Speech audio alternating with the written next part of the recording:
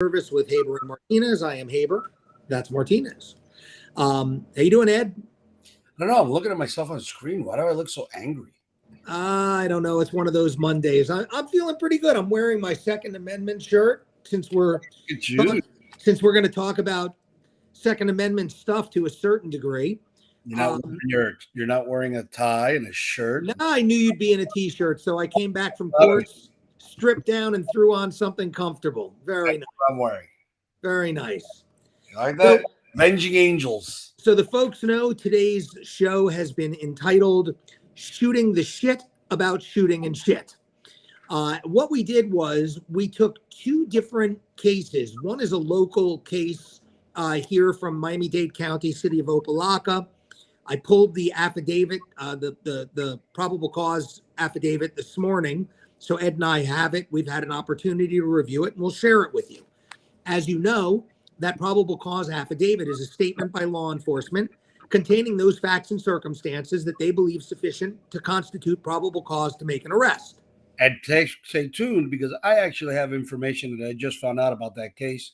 It's not on the A form, and it's not anywhere. So okay, good. Well, because I was not surprised because it's the city of Opa-locka, but that A form is horribly written. It's a pathetic document. Really sad excuse for law enforcement. But that said, it's good you have additional information to chime in. Anyhow, that case, as you guys will find out, involves a shooting with necessarily a firearm. Well, I guess not necessarily. You could shoot somebody with a bow and arrow, couldn't you? Or even a spitball.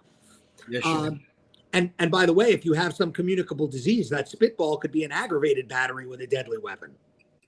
But I digress. So we're going to compare and contrast this gentleman's local Opa-locka case, which is a shooting case, and we're going to kind of look at it from the self-defense / stand your ground perspective and kind of analyze it as we see it. Again, noting that we only know what we know and that there's an awful lot more that we don't know. For instance, I've never met or spoken to Mr. Munoz, the subject of that case. I don't know what his version of events is. I only know what the police have alleged. There is no doubt, as there always is, more to the story. That said, we're going to compare and contrast that with a case that's far beyond both Ed and I's jurisdictional boundaries. And that is the case of a 24-year-old former Marine, now civilian, named Daniel Penny. You may know Daniel Penny either by face or name or just by story.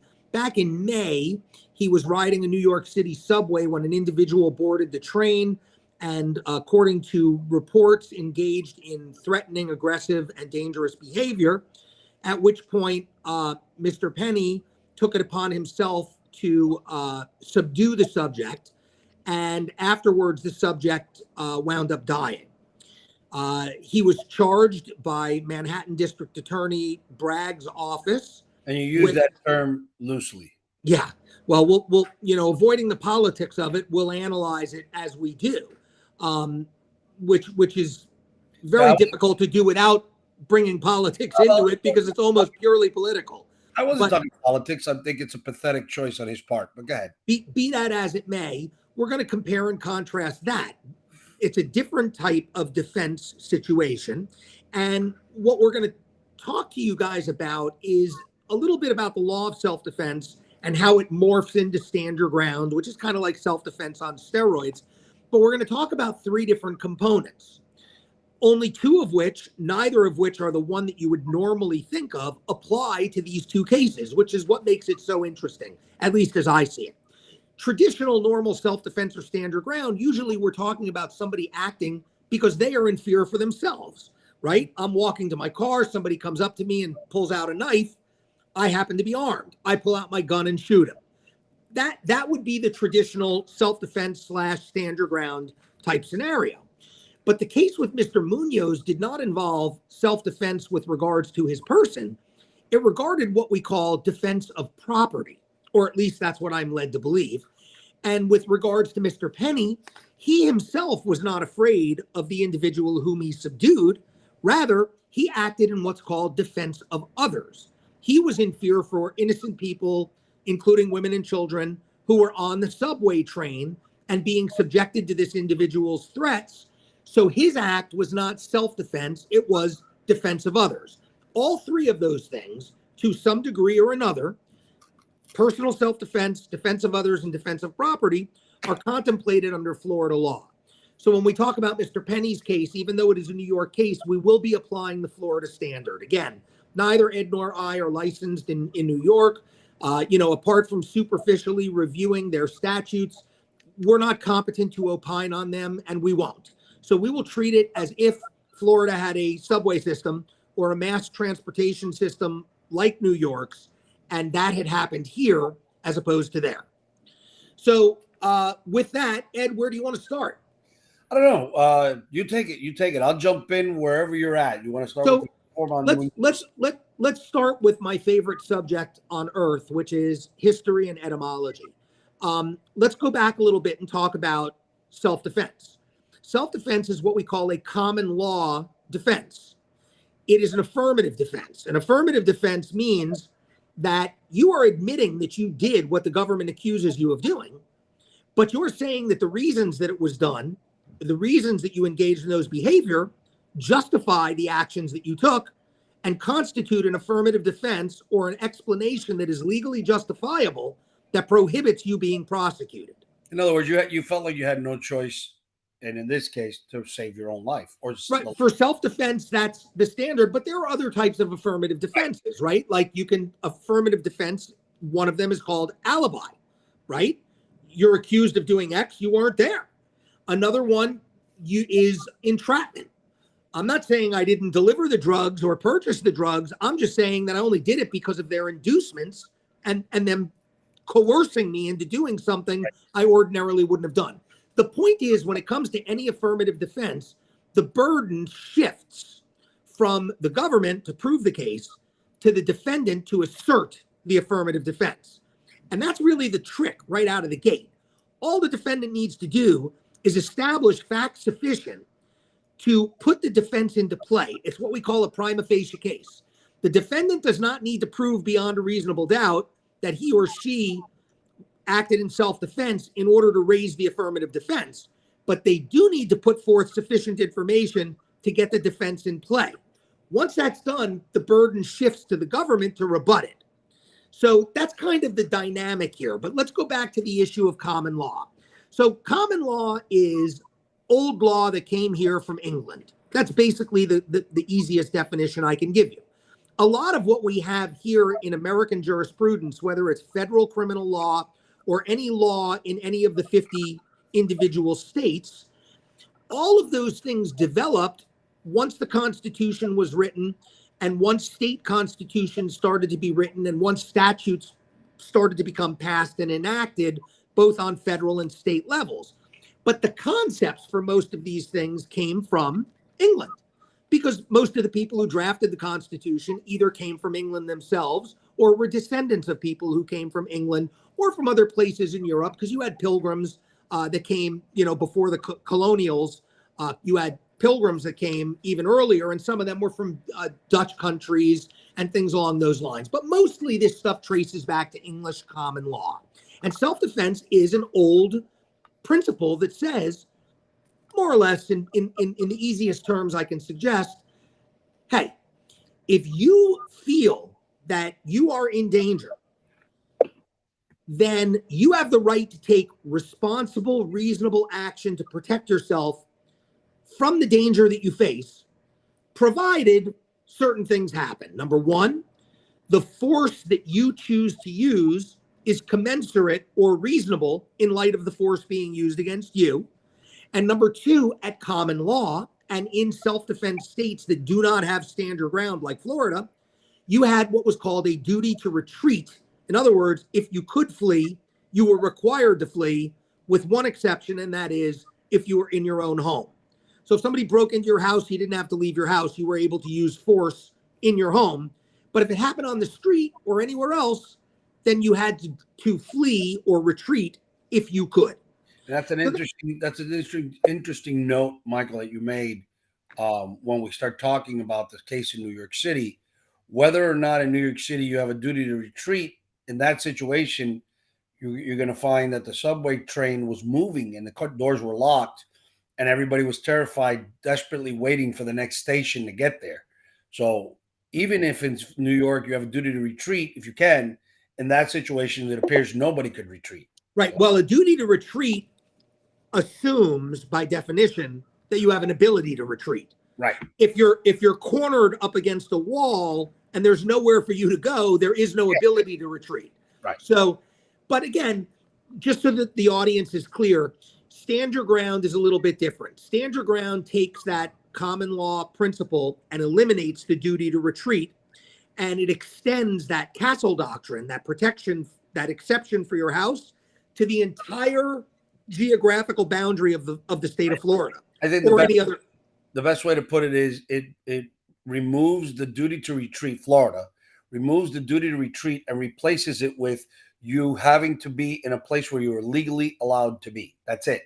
If you have a legal right to be somewhere, you have no duty to retreat. So now that can happen in your house. That could happen in a parking lot. That could happen in a restaurant. It could happen in a movie theater. It could happen on a boat. It can happen anywhere. Right. Wherever you have a legal right to be. So that's kind of the backstory. Now, what is defensive property and what is defensive others? Let's talk about those two concepts.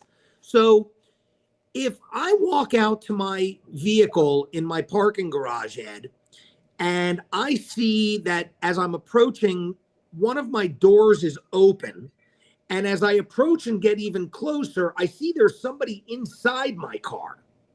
And as I get closer still, I say, hey, and it turns out there's somebody in my car I don't know burglarizing my car. Do I have the right to shoot that person then and there? I would argue no, not to shoot it, because it's force with force, and they're not. So, well, first off, before we even get to force with force, I haven't been threatened. Right. Now, I'll change this up a little bit in a minute. Let's say, for example, I say, hey, what are you doing? And the guy gets out and he's holding a gun and pointing it at me. Different story. So, but we're not there. We're just talking about property. Now, is there any question that my property is being criminalized against the law and my wishes? For the sake of this argument, we're going to say no, that you have Correct. no doubt that they're trying to steal your car. Right. This person has no authority to be in my car. He has no right to be in my car. He has illegally broken and entered my car. He is committing actually committing a felony. Right. Committing a burglary. The best way to say, without any other facts, like he's puking in your floorboard of your car, which might lead you to believe he's drunk and has no idea what he's doing. Without any other facts, yeah, you have every right to believe that this guy's trying to break into your car and steal something. So, am I allowed to defend my car? Am I allowed to do anything in defense of my property? Not anything, but yes, you are allowed to defend. Well, am I allowed to take any action? And if so, what action am I allowed to take? Where are the limitations on that? You're allowed to do what's reasonable in that situation. Detain him, hold him, call the cops, tell him he can't leave, things of that nature. And if it turns, as you said, I'll leave it to you because you want to talk about it. What if you say, hey, man, what are you doing? Stay right there. Don't move. And he turns around and now he pulls a knife on you. Well, let's say he pulls nothing. Let's say he has no weapon. What if I decide I'm going to call the police, but I don't want this guy to flee? I have a gun. I pull out my gun and I say, don't move or I'm going to shoot your ass. And I hold my gun on him. I pick up my phone. I dial 911 and I say, my name is Mike. I'm at this location. I have a firearm out. I am holding a guy who is breaking into my vehicle at gunpoint. I need you to get a police officer here right now so he doesn't get away. I'm laughing because I have a feeling you've done the research and I haven't done the research on that specific instance. But I would guess my legal gut instinct, without having had any case law research or a case that ever involved that, is that, yeah, at that point you're allowed because you're just doing an ag assault with a firearm.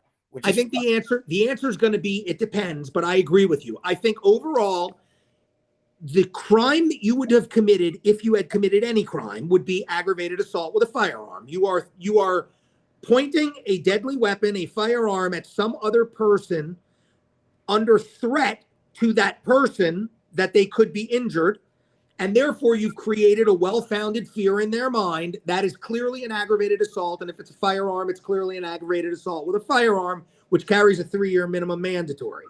But an affirmative defense to that would be that you were acting in either self-defense, defense of others, or defense of property. Right. I don't know whether it flies in that case. I think you get the instruction and it goes to a jury. I think you're going to have a very hard time winning a stand your ground case on that, but it's conceivable. If I knew you were going to present that hypothetical, I would have done a little research, but I would say it's better than a 50-50 shot that you're okay with that, as long as it's crystal clear that they were trying to steal your car or something of that nature. Let's mix it up. Let's make it a little more interesting. The guy comes out, you've got the gun, you tell him to stay there, and he starts running. So you shoot at him. You don't hit him. You don't want to hit him. You just want to fire a shot so that he knows you're serious. So you shoot the ground. No.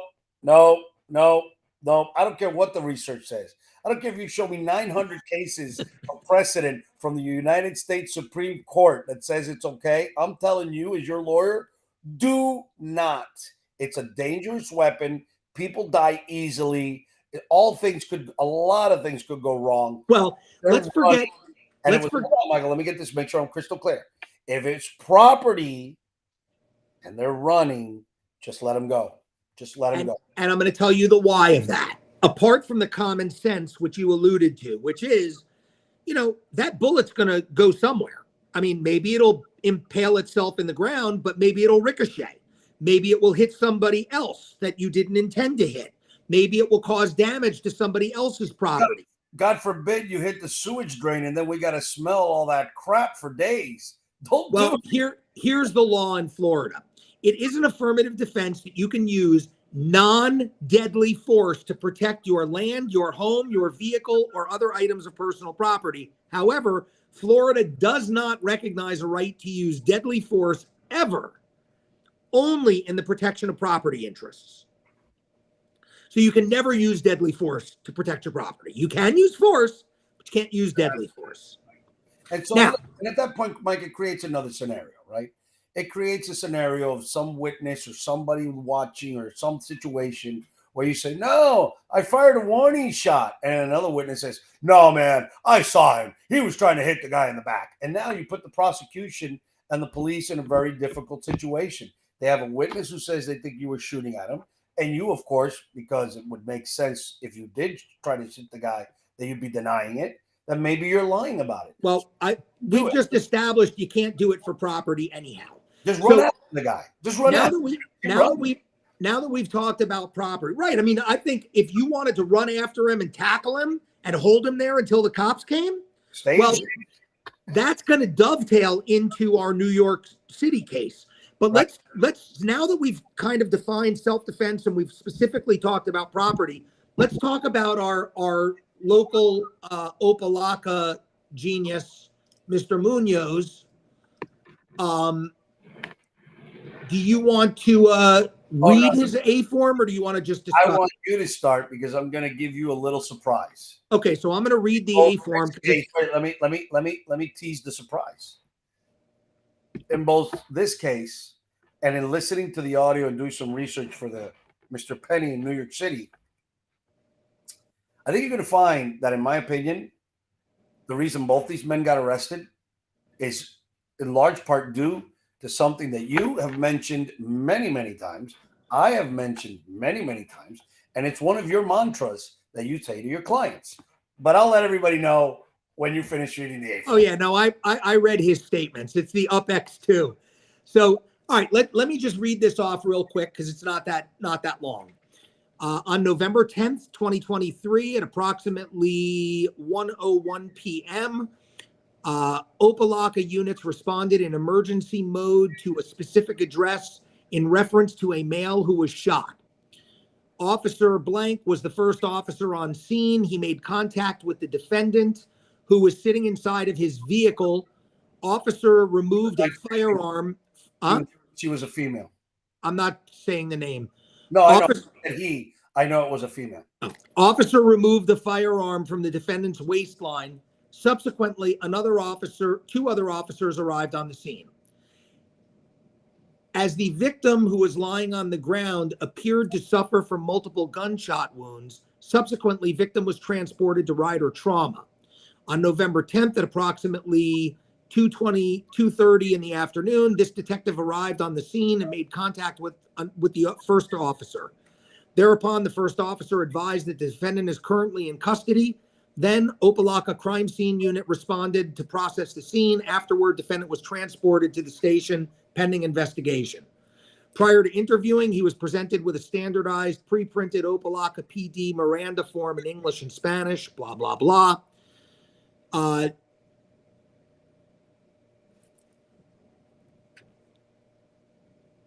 Defendant agreed to speak, and this is what he said. At approximately 12 o'clock, he began receiving notifications on his phone alerting him that an unknown male was inside of his business.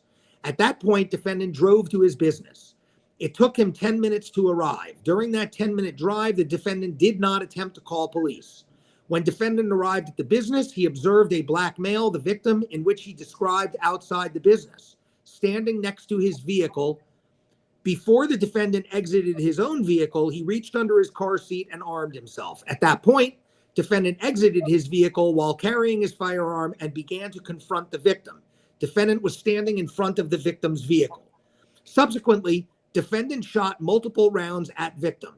As the victim retrieved for cover behind his vehicle and ducked at the same time, defendant continued to fire multiple rounds at victim, at which he struck the victim. At that point, the victim was on the ground. The defendant then walked toward the victim as he was pointing his firearm at the victim. The defendant then shot the victim vehicle tires to make sure that victim did not escape his presence. Defendant then called 911. Furthermore, defendant mentioned victim had burglarized his business before. Lastly, defendant said he wanted to take matters on his own. Defendant was charged and transported. He was actually charged by Opelika PD with attempted first-degree murder. Yeah, that was a little reach, I think, on their part. But, all right, so what's the first lesson we've learned, Michael? What is it? Up X2? Hashtag up X2. Shut up and lawyer up. I have it on authority, and I cannot reveal my sources, but I have it on authority that he was told several times by law enforcement. He was told, "You sure you want to give a statement without your lawyer?" And he was still too dense to see that the officers were trying to tell him, "Shut up." He must have spoken. I think he said a lot more than what's in that A form. And I think what ended up happening was that it was determined that this man was not a threat to his person. I don't know, because we don't know. We don't, like you said, we don't have all the discovery. But if I'm doing a little Clouseau, little Columbo detectiving here, I think what they probably ultimately determined was that he was not a threat to the defendant's person. Now, we don't know. We don't know because we don't have all the evidence. For all we know, that guy might have said, F you, I'm going to take that gun and shove it up your butt, and he lunged at him. I don't know. But this is a good scenario why we say stay quiet. This is why we tell you call your lawyer. Because had Michael got onto the scene or I got onto the scene, and I would have said to him or Michael, what happened? And he would have told us that, I would have said, shut up. Right, Mike? I would have said, shut up. You're not talking to him. You're not talking to him. Because by everything he told them gives them a reason to believe that this was a vendetta because he was pissed that the guy had robbed him from before. That's it. So why bother saying that? So let's step back a few steps. There's no indication anywhere in here. And I would assume that if he had said something along these lines, it would be in this police report, because why wouldn't it? We hope. There's no suggestion in here that he felt personally threatened or unsafe. Right.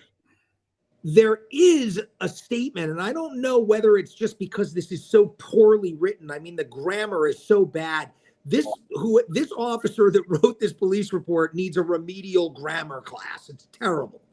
But and the sergeant who allowed it to go out that way, like, there must have known well, to be a again, 2 words or 1 hyphenated word, Opelika. So, look, what we know is that at noon, this guy gets notified on his phone. This is what he tells them, right? And he says that he got notified that that I want to find the exact words.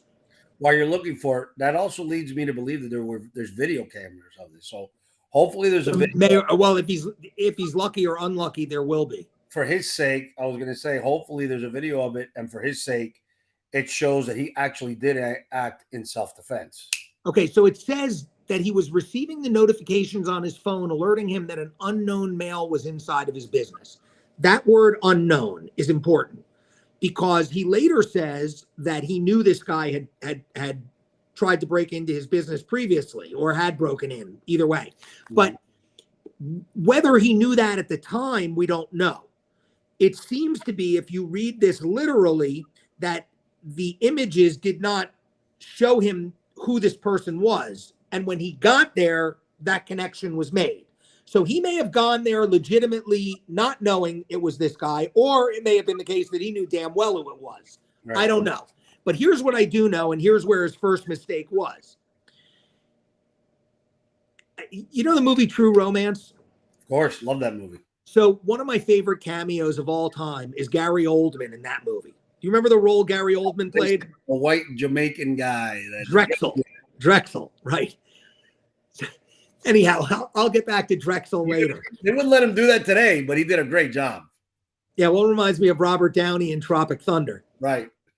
So, yeah, apparently you can't go to a football game at Kansas City either with face paint on. Especially, and wearing Native American headgear, especially when your grandfather is a Native American who's on the committee of a Native American tribe, by the way. But I digress. But we digress. You digress. So we don't know what this guy knew at the time, but he may or may not have known, right? He may or may not have known that this was the guy. So the question now becomes, and this is where I brought Drexel, that character up, was there's one point in time where Christian Slater shows up and he, wants to confront Drexel, right, about letting his girlfriend go. He wants to buy Arquette from him. And he says, what we have here is an MF and Charles Bronson. And that's exactly what we have here. We have a guy whose first mistake was to be Charles Bronson. When you get advised that there's a burglary in progress, first off, I don't know why you're being advised and the police aren't being advised, but I'm assuming that he had some sort of surveillance or some sort of alarm system that contacted him right away and did not contact the police. Mistake number one. Mistake number two is, why did he not call the police and say, hey, my name is Joe.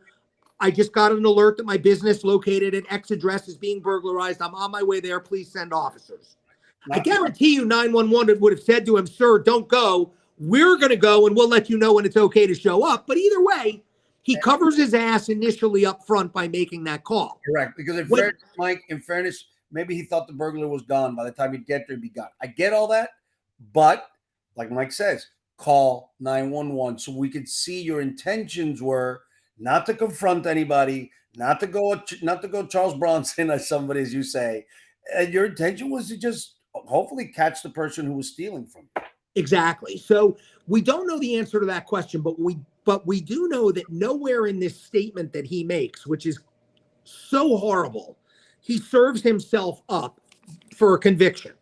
And as bad as Opelika is, and they are bad reputationally, they took him to Metro for interrogation. So I guarantee you that interrogation is both video and audio recorded.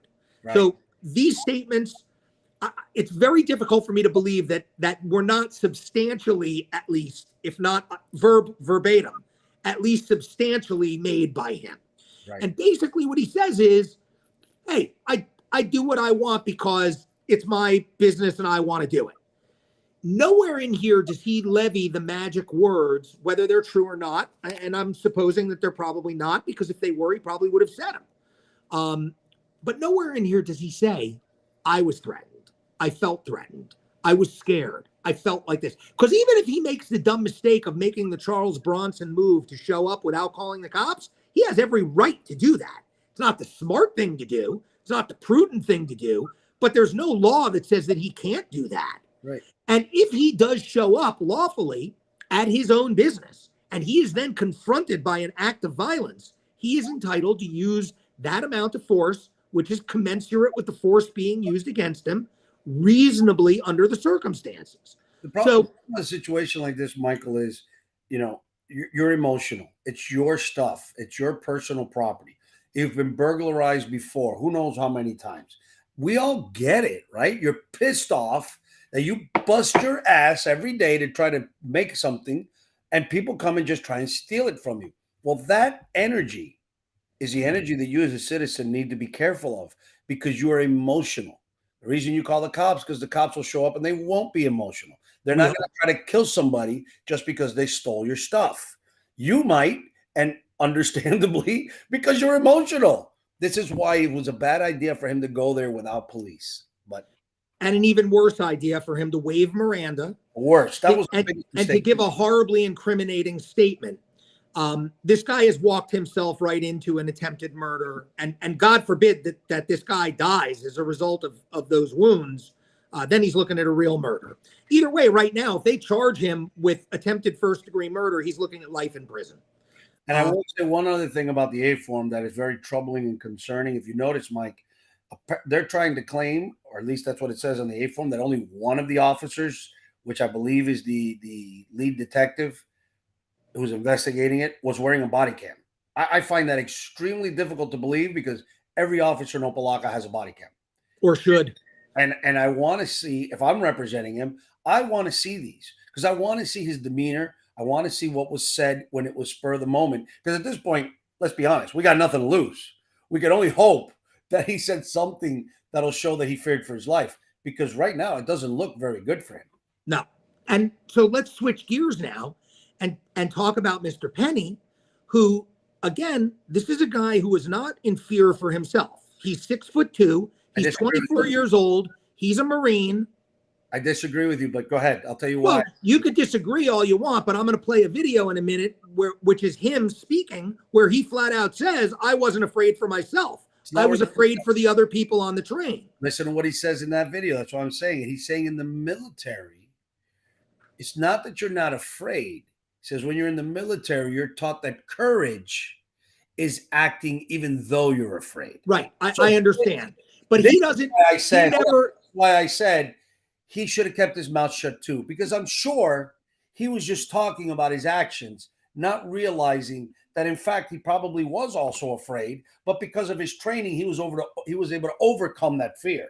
Well, I would say it's 6 of one, half a dozen of the other. I think it's better if you are in fear for yourself, but in the state of Florida, and again, I can't speak to New York, but had that happened here, he has the right to use force, including deadly force. Correct. Even if he's not in defense of others. Right. That is the law in the state of Florida. So if I'm walking through the parking lot and I see some lady, hear shrieking, and I look around and I see a lady on the ground with two guys rolling on top of her, and her clothes are in disarray and arms are flailing, and it appears to me that she's being sexually assaulted, and I come up and pull out my gun and say, stop what you're doing right now, and one of the guys says, I'll freaking kill her if you come any closer, I'm gonna cap him right in the head and be okay. Right. Because that's defense of others. Yeah, and my point I'm trying to make, Michael, is I would love to think that if I'm in that situation and somebody else is in danger, that I would act and try to save that person and help that person. But I also think that I know I would probably be afraid for myself as well. I think one of the point I'm trying to make here for the citizens is don't be macho, don't be too bravado. And let's be honest. Well, you don't fear for your own safety. You would have walked in there like you were bulletproof. The reason you're hiding, the reason you're pulling a gun out is because you do fear for your own safety. Now, you may have courage. You may have enough courage to overcome that fear, but that doesn't mean you don't have the fear. So this is why X up 2, shut up. Just shut up, lawyer up, let the lawyer get there, let the lawyer talk to you. We're never going to tell somebody to lie. That would be 100% unethical as a lawyer, and personally, morally, I think it would be unethical for me. But I may want to talk to you and say, what do you mean you're not afraid, dude? You were ducked behind a car. If you're not afraid, why didn't you walk out there like you were Superman? You're bulletproof, right? Well, I didn't want to get shot at. I was scared of getting shot. Okay, so then you are afraid. You just overcame that fear. So just shut up and let me handle this, because you don't even realize what you're doing. You're walking yourself into a conviction when you're actually innocent. Now that I'm thinking about it, I want to show these videos in reverse order than I listed them. I think I want to show Mr. Penny's statement before I show what happened on the video on the subway. So if our producers could do that, can you queue up the YouTube video first? I'm sorry, I know I asked you to do the other one first, but if you can switch them over and do the YouTube video, the statement video, put that up any time now, that would be great. Well, I live in the East Village in Manhattan, so I take the subway multiple times a day. In this instance, I was coming from school. I got out of class around 2:15, and I took I was at J Street Metro Tech, took the Uptown F train. At 2nd Avenue, a man came on, stumbled on, appeared to be on drugs. The doors closed, and he ripped his jacket off and threw it at the people sitting down to my left. I was listening to music at the time, and he was yelling, so I took my headphones out to hear what he was yelling. And the three main threats that he repeated over and over was, "I'm gonna kill you, I'm prepared to go to jail for life, and I'm willing to die."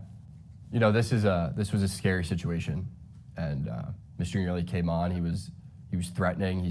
I'm 6'2", and he was taller than me, so it was. And there's a common misconception that Marines don't get scared. We're actually taught one of our core values is courage, and courage is not the absence of fear, but how you handle fear.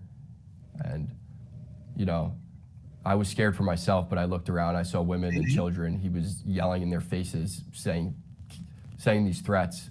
I couldn't just sit still. Some people say that I was holding on to Mr. Nearly for 15 minutes. This is not true. I mean, between stops is only a couple minutes. So the whole interaction lasted less than 5 minutes. Some people say I was trying to choke him to death, which is also not true. I was trying to restrain him. You can see in the video, there's a clear rise and fall of his chest, indicating that he's breathing. I'm trying to restrain him from him being able to carry out the threats. And then some people say that this was about race, which is absolutely ridiculous. I didn't see a black man threatening passengers. I saw a man threatening passengers, a lot of whom were people of color. A man who helped restrain Mr. Nearly was a person of color. And a few days after the incident, I read in the papers that a woman of color came out and called me a hero. I don't believe that I'm a hero, but she was one of those people that I was trying to protect. We were all scared. Mr. Nearly was yelling in these passengers' faces, and they looked terrified. The reason why there was no video at the start of the altercation was because people were too afraid getting away from him, and the videos didn't start until they saw that situation was under control.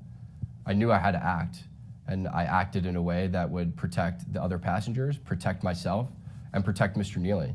I used this hold to restrain him, and I did this by leaving my hand on top of his head to control his body. You can see in the video there's a clear rise and fall of his chest, indicating that he was still breathing. And I'm calibrating my grip based on the force that he's exerting. And I was trying to keep him on the ground until the police came. I was praying that the police would come and take this situation over. I didn't want to be put in that situation, but I couldn't just sit still and let him carry out these threats.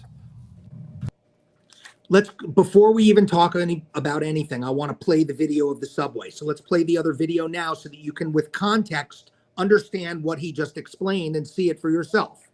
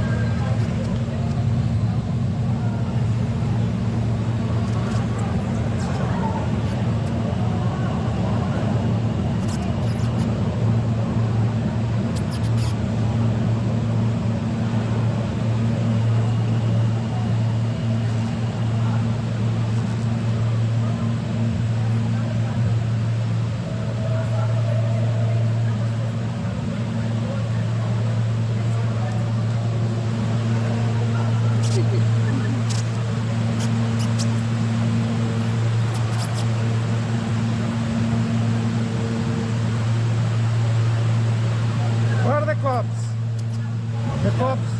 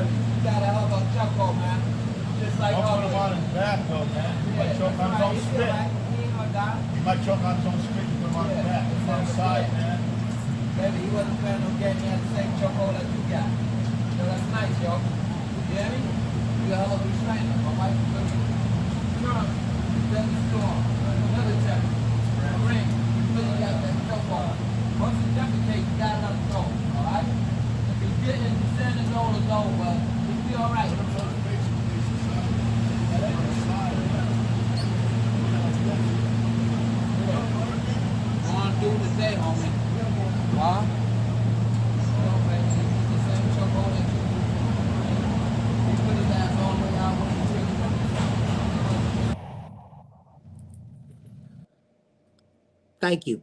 So, look, there you have what happened on that subway. Now the question is, number one, and Ed, I apologize, in terms of there is a potential self-defense claim here, but I think the primary claim was defense of others, but still there is a potential for self-defense. Either way, the issue is,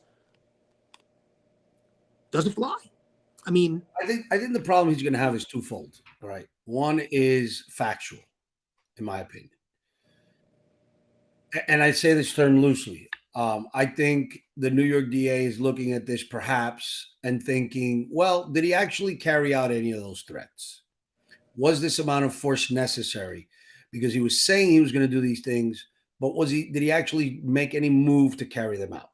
Now, the other one is reality. It's objective, I guess. Subjective, rather. It's subjective, and perhaps it's opinion. But anybody who's ever been in a situation where life and death situations have occurred, where people have tried to kill other people or hurt other people, will understand what I'm saying. And I think this DA and many DAs in certain cities don't understand what I'm about to tell you. They see it as wait till they do something. Well, the problem with that is an innocent civilian might be dead. See, I think Penny did the right thing. I think Penny thought, what am I waiting for? This guy keeps threatening. He won't shut up. He's getting in people's faces. We're in a tube, underground, stuck. I don't know if you noticed. Wait for him to kill somebody before I do something? I don't know if you noticed from the visual that everybody on the train, including the African-American male who was helping to hold him down and the other male that was standing up on the far side, they were all wearing leather jackets and coats. It was cold, right? Because they were all bundled up like wintertime clothing. So the allegation was that this guy got on the train, and the first thing he did was take off his jacket and throw it at the people. At somebody, yeah. Yeah. Which so in itself is a battery. Right. And as it turns out, unfortunately, this individual suffered from severe mental illness. He was on the city's, top 100 or 200 list of people in need of mental services. Some inane situation where they maintain a list of people that they don't give services to. Right. So then why hadn't the city provided the services? Plus, there's no cops anywhere to be found on the subway or near the subway. Adams pulled all the officers from the subway trains because they were threatening. The officers appeared. It was a microaggression. It would threaten people. Well, this is what you have. So this is what happened. Now I find this interesting because there was a very long motion to suppress filed by the defense, and that's yet to be a motion to dismiss that's yet to be litigated. But one of the things that's in here, and I'm going to read it verbatim, the medical examiner conceded in her testimony that, quote, not every chokehold is a lethal chokehold. And then the government presented an expert witness who was a sergeant. I don't know who he's a sergeant for, but his name is Caliber, who said that Mr. Penny was trained to use. He said the hold Mr. Penny was trained to use was a non-lethal tool utilized to subdue an aggressor by rendering him unconscious or to gain control of a situation using less than lethal force. He said the hold can be fatal if it is fully applied. Yet he was clear in his analysis of this particular hold that Mr. Penny did not apply it to the full extent. In other words, he did not have the intent for lethality because his intention was consistent with training, specifically to gain control of a situation in a non-lethal manner. And Michael, I'm not an expert, and I shall neither confirm nor deny how many physical altercations I may have been involved in my life, especially growing up. But I can tell you this, when somebody's really trying to choke you the hell out, your only instinct is to grab the arm that's cutting off the airways. I'm telling you that. Maybe not from experience on both ends of the spectrum. But when you choke somebody and you really want to choke them to death, the only thing your brain tells you is get that threat off your neck. And no time was this guy doing that. He wasn't pulling on Penny's arm to get it away from his neck to try and breathe. You saw his lips move. You saw him fighting, trying to struggle to get away. The only reason people try to struggle to get away is when they don't fear that they can't breathe. If you can't breathe, think about it. If you can't breathe, have you ever choked on a piece of food? Like really choked, where your airway's trapped and you can't breathe? Your only concern is getting that thing out of your throat.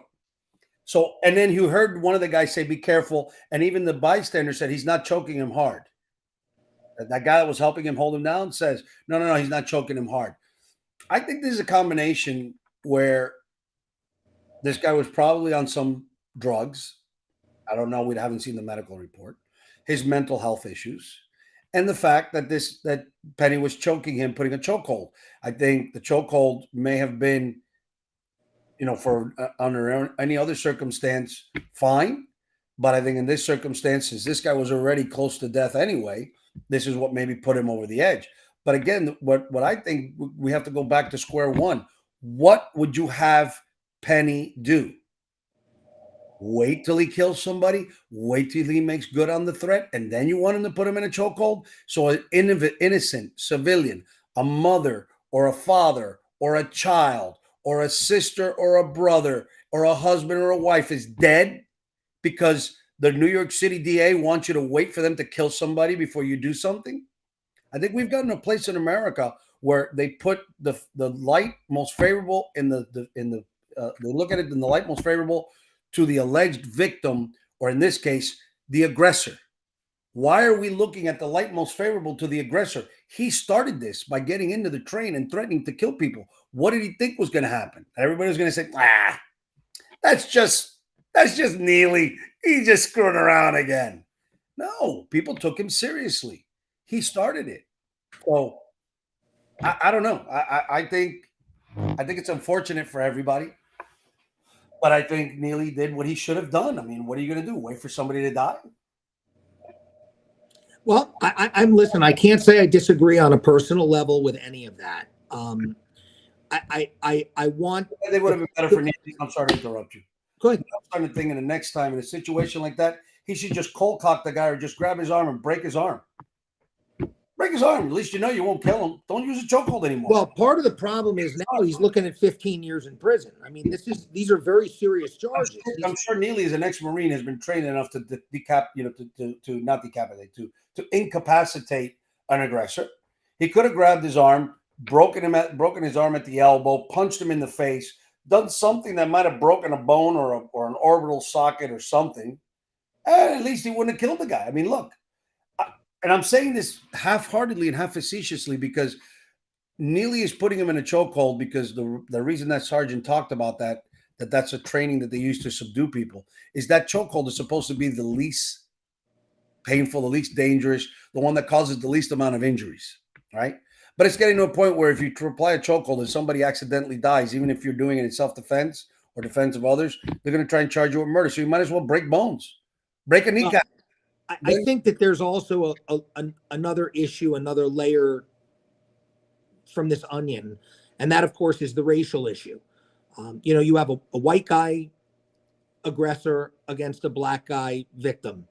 Well, and I'm using those words, maybe not appropriately that way, but from the filter of the charging authority in this particular case, that's how they viewed it. They viewed Penny as the aggressor and Neely as the victim. And Penny, the aggressor, happens to be a white male, and Neely, the victim, happens to be a black male. Yeah, I think there's a lot of protests, and so I think you're right. I think part of it is that this New York DA succumbed to the protest and the optics of it. I don't think he succumbed to any of it. I think that's his inclination. I think that's his go-to guttural reaction. This is a guy who is charging. He had I forget the guy's name, but there was a bodega owner that spent months in Rikers Island facing homicide charges for defending his shop against an armed robbery. It was on video. So, they're not prosecuting people who are smashing storefronts and mass shopliftings and even carjackings. People are walking away from an awful lot of offenses without prosecution, whereas civilians and storekeepers are told, do not defend yourself. So the reason that I think that this is interesting is because it's a tale of two different states, right? Yeah. Florida is a very different state.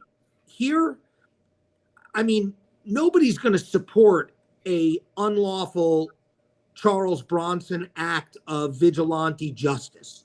That's not what Florida stands for. I don't think that's what any United States law basically stands for. But they are going to say what you said. You don't have to sit there and wait to be a victim. You don't have to wait for somebody to injure you. You don't have to wait for somebody to kill somebody else before you take action. And part of the problem is the guttural reaction to that based on the visual. Right. This is coming off of the heels of Derek Chauvin and out in Seattle, with that horrible case where you had another chokehold by a law enforcement officer. So Penny's not a cop, but he's a Marine, so it's still kind of that authority law enforcement mentality. It's again a white, in the eyes of the law, aggressor. And look, I hate the Monday morning quarterback because I think Penny had his heart in the right place. And although he says he doesn't consider himself a hero, I think he acted like one. I think he put himself in a dangerous situation to try and protect others, including himself, but also others. But, in a situation like that, since we're talking as a learning tool, Penny, I think, knows that he could handle himself. Doesn't appear that this guy, Neely, had any weapons. I think it would have been smarter in that situation for maybe Penny to get up and draw his attention and say, listen, if you're going to kill anybody, kill me. Let's go. Kill me. Kill me, and draw his attention away from all the civilians and then be ready for an attack. Well, I guess in a perfect world, if you have 20/20 vision, What did I say? A Monday morning quarterback. We're in the film room and we're just trying to learn for the next time. So this happens because we got to be careful that we have law enforcement out there. We have prosecutors out there. Even in this state, there's some counties in this state that I think are a little naive as to the realities of life and what the reality of the world really is. And they might take a situation like this here in Dade County and do the same thing. They might. I've seen it happen. I've heard prosecutors in this county, Michael, tell me that they charged a guy with murder because even though the victim had a firearm pointed at him, he didn't wait for the guy to fire. That the defendant never saw the muzzle flash. I mean, that's the kind of stupidity that you hear coming from some.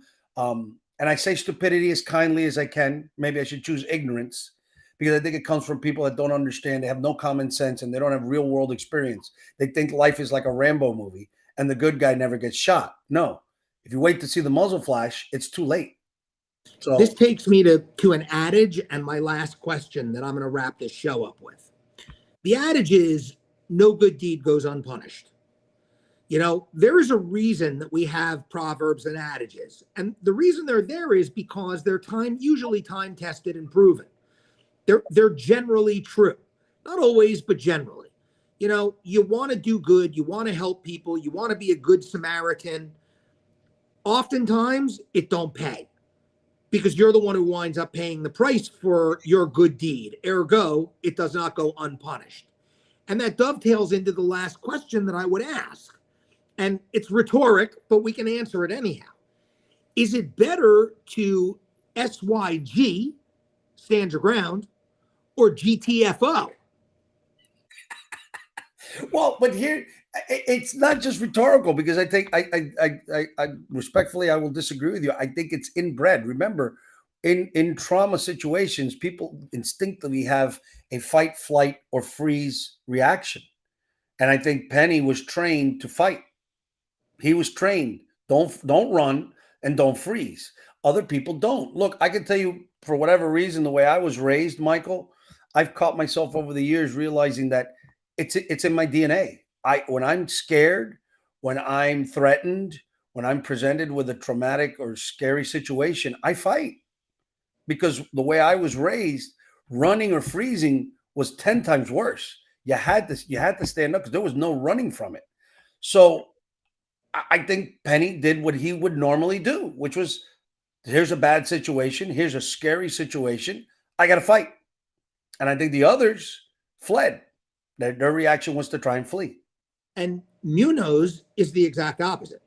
Right. Yeah, Munoz, I mean, I feel for the guy. I understand 100% why he did what he did. And I'm hoping that there's some kind of a threat that was presented to him. Thankfully, nobody died. Thankfully. Yeah. Yeah. But, well, he shot him multiple times. If he didn't die, he probably shot him with a 9. But, which is, Had the wrong ammo. That's a story for another day. But I am thankful that no one died, because I would hate for anybody to die in any kind of a situation.